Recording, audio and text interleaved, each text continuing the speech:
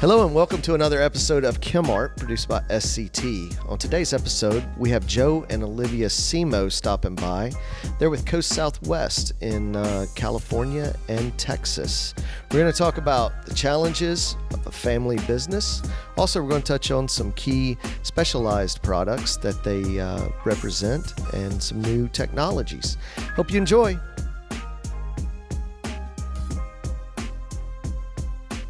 Welcome, Joe and Olivia Cimo, to ChemArt.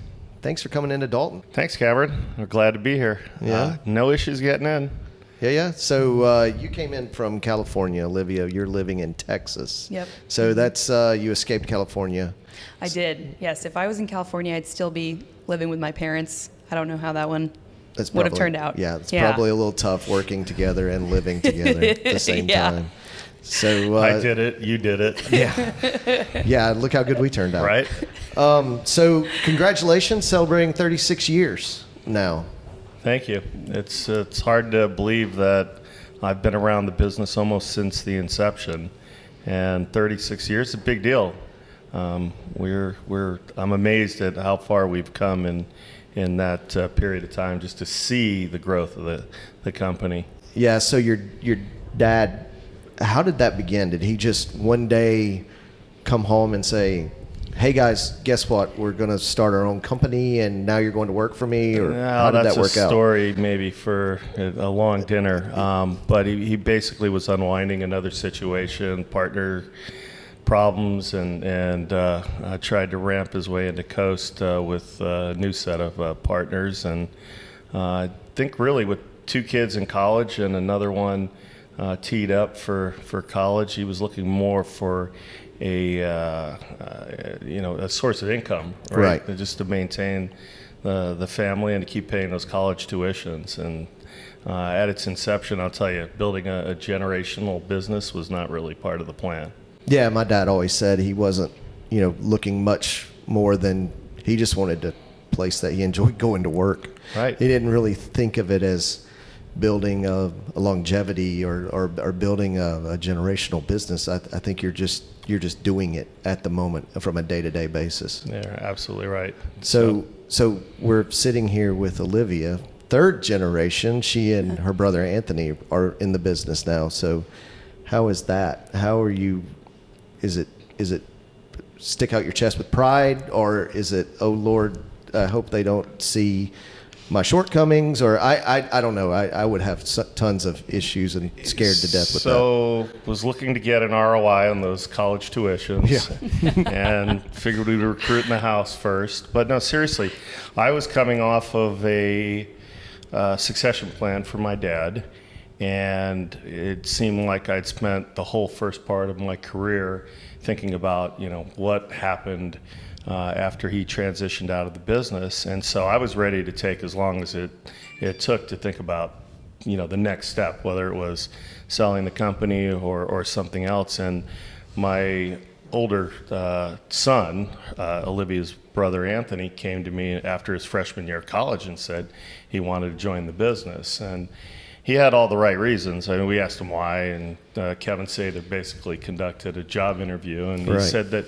he wanted to join something or be part of something that the family created and has built. And so we made the plans to bring Anthony in, and then shortly thereafter, totally out of left field, Olivia said she wanted to join us as well. Yeah. Now, Olivia, you have a degree in aerospace engineering. Aerospace engineering, yeah. So do you want to be an astronaut, but you chose slinging chemicals as a better career path than being famous? Yeah. So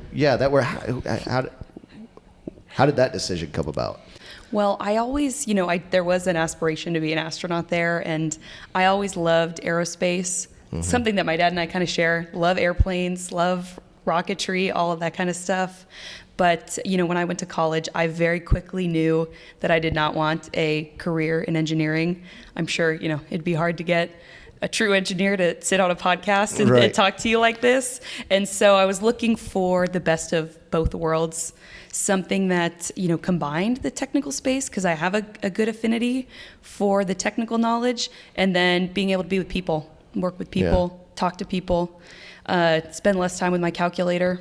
Yeah, well, And then- we're glad you made that decision. Yeah. Well, then 'cause, throw you know, in working with my dad too and my brother. It was a no-brainer. right. Yeah. Well, excellent. Well, I mean, for those of you that don't know, I wanted to be an engineer, but physics and calculus decided that I wasn't going to be an engineer.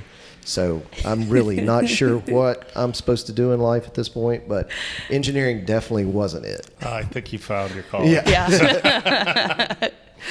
So from the founding of the business, and I kind of want to go back to, you know, what vision your dad had for the company. I mean, I know it's just we're gonna start a business and it's gonna be entrepreneurial, just like pretty much anybody else. Then you come back into the business, and all of a sudden you bring a different set of eyes, and you begin getting into some specialty chemicals and focusing in different markets. How did that come about? Was there resistance, or was that a general plan? No, not at all. So in probably 1997, I became the president of the company after the first 13 years in the industry.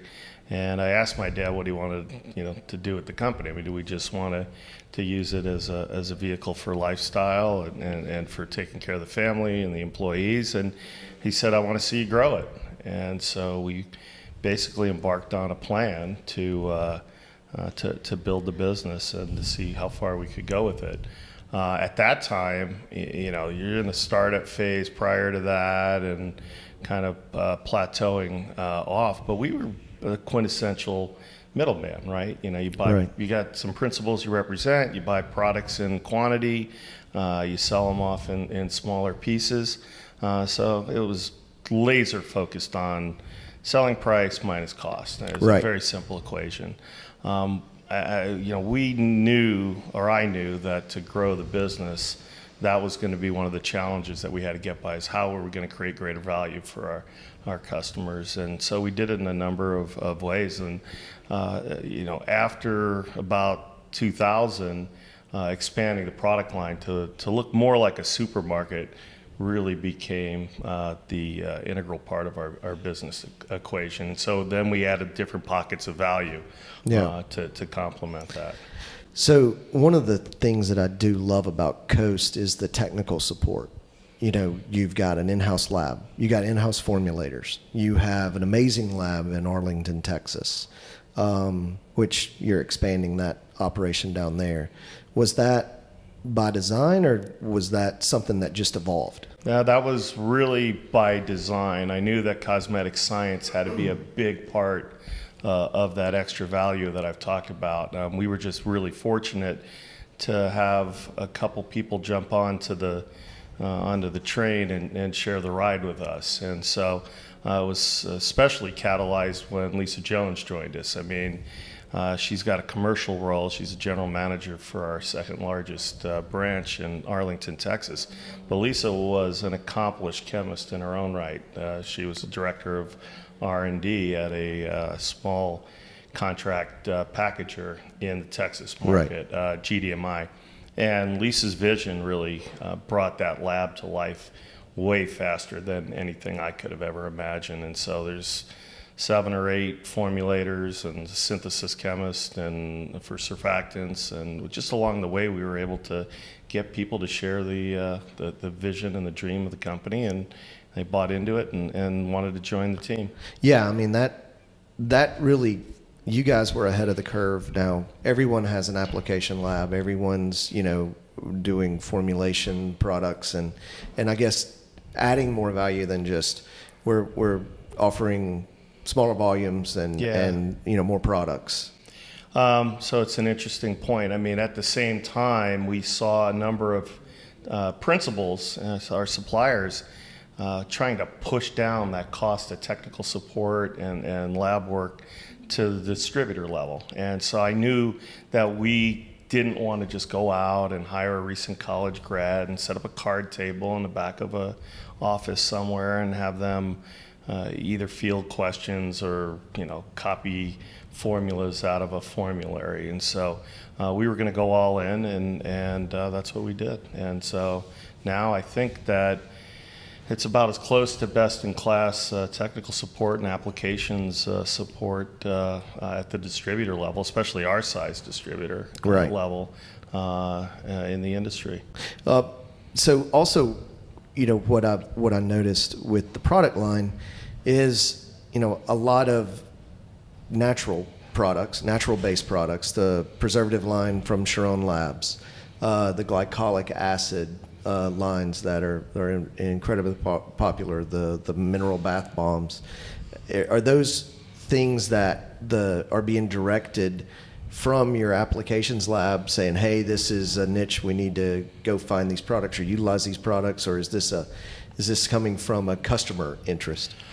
Well, part of being that supermarket is addressing any contemporary issues in the marketplace, and we've got a great team with a great set of eyes that's able to, smoke out exactly what our customers want. So, yeah, it's largely customer driven because customers are feeding information to Kevin Sather and Dave Hoffs and Lisa Jones of our team, and so we get opportunities to fill those needs, and we add them to our product line. Kisselite, for instance, is probably the product that we are promoting most vigorously right now. It's a unique mineral. It kind of projects as a clay, but it's way more than that because there looks like there's some skin health benefits to that clay. Really? And to that mineral, and so we find these things, people find us, and we're able to incorporate them into our line and round out what we're able to offer to the marketplace. So on that product, Olivia, have you seen a lot of interest with this? I mean, what's unique about it? What's attracting folks to it? Yeah, absolutely. Our marketing arm has come up with this catchphrase, it's an ingredient like no other, but I really think it's a product that has it all. It's got this fantastic story, comes from the Kissimmee Bay in British Columbia, this granite basin that's been untouched by the tides that come in, so there's no pollutants have touched it. And it's got that great marketing story, and it's just about as natural as you can get. Right. This clay was discovered by the indigenous people up there, the Heldsick people, and we've worked with them directly to get it out of the ground and commercialize it. So I just think it's interesting, coming from your background, going all of a sudden talking about a clay mineral, that rather than rockets and this that. I still am amazed that you're slinging chemicals. But so with your role now in the company, and I'm assuming, Joe's got you. You're working your way up within the company. I hope so. What's the most intriguing thing you've found about this relationship working for your dad so far? Yeah, there's a balance, absolutely, in working with your dad. We went from, I always had a strong relationship with my dad. It kind of became a running joke among my friends in college. We'd be studying, we'd be somewhere, and every single night I'd get a FaceTime call from my dad around 9 o'clock. It'd be 6 o'clock his time. He was driving home, and that became the running joke. A night wouldn't even go by if Olivia didn't hear from her dad. 6 o'clock was usually a little early, but yeah, well, but I knew that things were just getting started in college for her at 9 o'clock. So there was somebody I could call.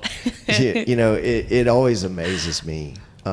There's two sides to every coin. I mean, Joe, you've been through it. I've been through it.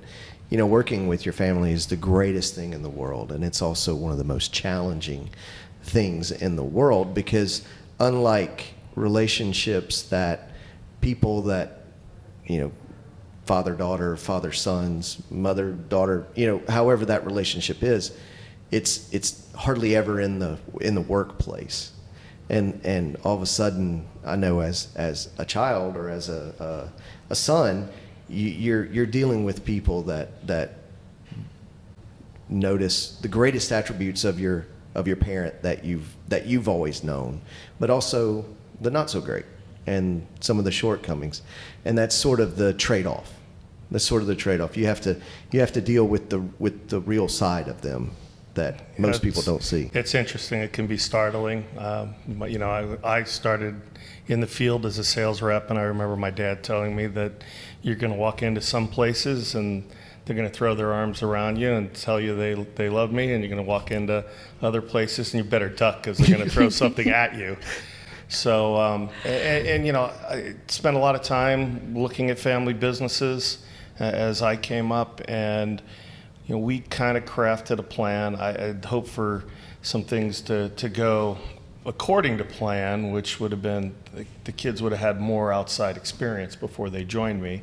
But that's not the way it went down. So now that we're a big enough company, we're able to get them that experience in another branch or another city. And so that's exactly what I did. Rather than, them following me around for 4 or 5 years, like I trailed my dad. Both Anthony and Olivia work in our Dallas facility. Right. Anthony's a graduate chemist, and Olivia's obviously in sales and supporting the work that we do in the Southwest and the Midwest. And so I think that for them, it's a better experience. It's almost like working for another company, but you're still working for the family company, and I can get my work done during the day too.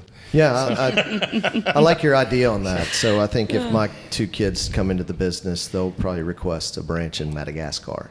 Yeah. As far away from me as possible. The Bahamas, maybe. No, the next one. No, I'm not going to allow that. They have to suffer.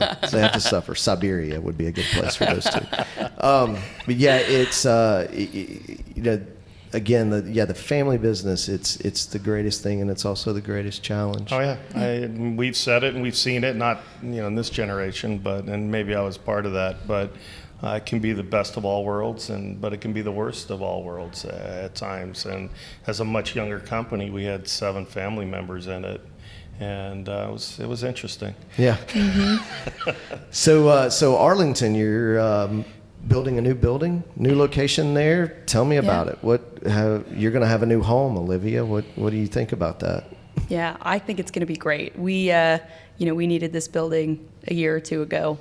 We are bursting at the seams down there. With all the, we've been very fortunate to experience a lot of growth in the past year and a half. So of course it's going to be more storage, but you're also putting in some production facility too. Yeah, again, going back to the value add, being able to blend chemicals or blend some of our customers' products downstream is an important part of what we want to try and bring to a customer base.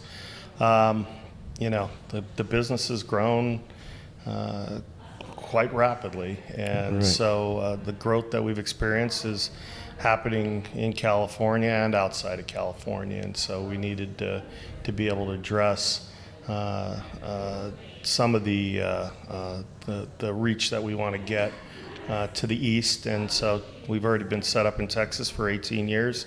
The combination of those objectives, took us to constructing what's going to be a 110,000 square foot facility on 6 acres.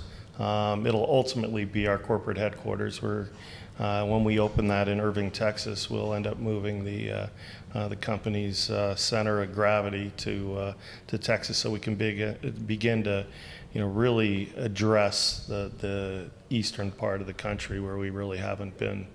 So you're going to be part of the popular move to Texas, the relocation from California to Texas. That's what we're hearing. So, yeah, ultimately, I don't know about that, but I like the weather too much in Orange County. But with the kids in Texas, on a personal note, you could see Mom's going to want to spend time in Texas. Mom wins every time. I'll spend a lot of time going back and forth.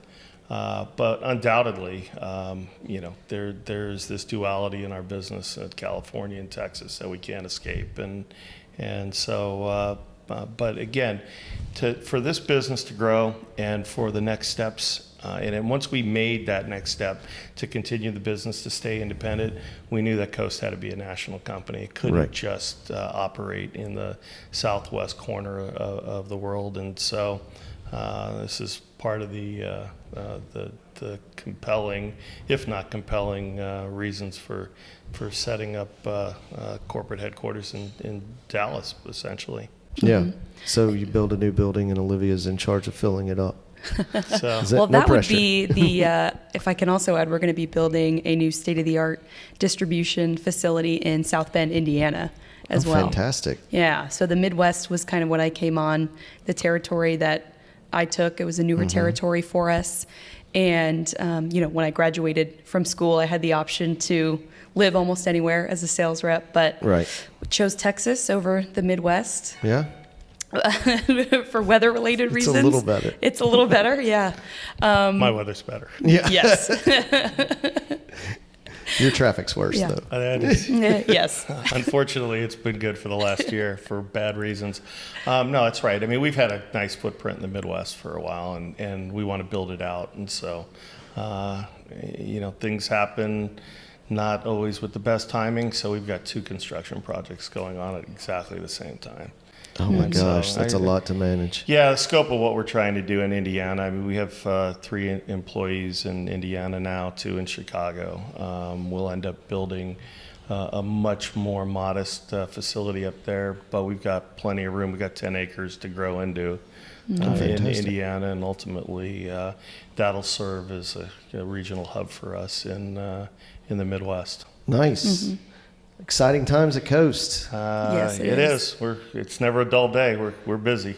So, Olivia, no pressure, Thank you. but, the third generation's job is to, Right. I'm not going to say what the third generation's job is. Your job is to take what your dad's built and expand on it, make it Yeah. even better and greater. And that's what I'm trying to do. I mean, he's really made it hard. It's a tough act to follow, but Yeah. I've got a lot to learn. I'm learning more every day. Being here 2 years, it already feels like a lifetime just because of the team we have around us. The amount of knowledge I've been able Right. to pull working with them directly is just, irreplaceable. Yeah, work hard, take care of, or hire good people, and the rest will take care of itself. We've got good examples of generational businesses in our industry. Absolutely, And we do. Yeah. we're we do. reaching out to kind of learn the lessons of. It's like a little fraternity, a little group within the group of the getting chemical smaller, industry. It is right? getting It is. smaller. So, But it's an interesting study, and I've always been interested in seeing how companies can either make the most out of having family in it, or just have it rip them apart. And Right. So we're going to try and do the right part of that equation. So. well, we can't wait to watch and continue to see the success of Coast Southwest. Guys, thanks so much for coming in. Thanks, Cameron. Absolutely. And Thanks for having us, for any Cameron. Chatting with you. Yeah, thank you. For any information on Kisselite, the mineral bath bombs, or any other specialty products from Coast Southwest, check them out on the web or give them a call. They'll be happy to answer any questions. Thanks. Have a great day.